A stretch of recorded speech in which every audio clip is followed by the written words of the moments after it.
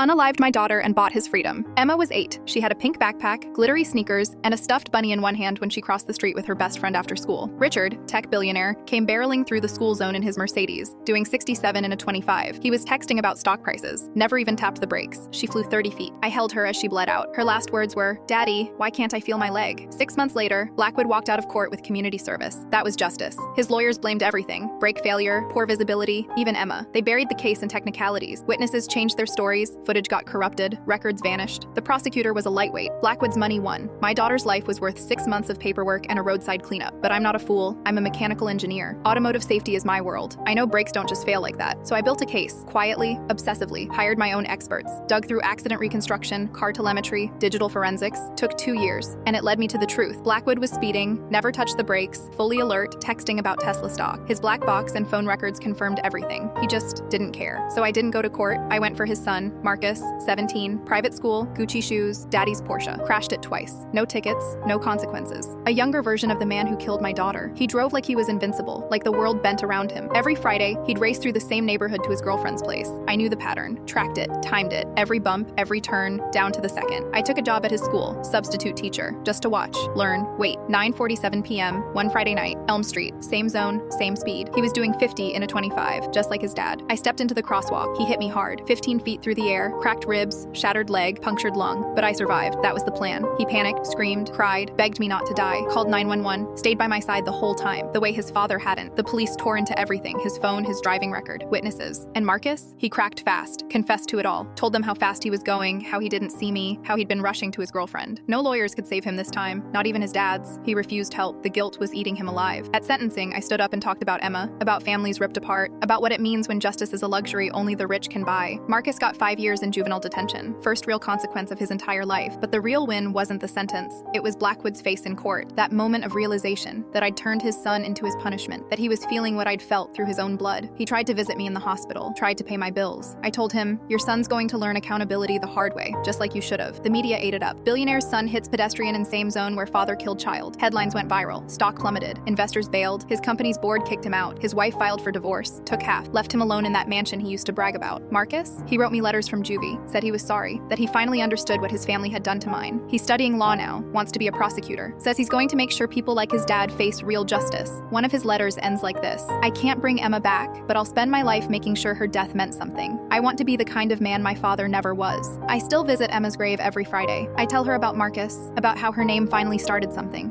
that mattered. Blackwood lives alone now, broke, disgraced, forgotten. His empire crumbled, his family gone. His freedom once bought with blood now costs him everything.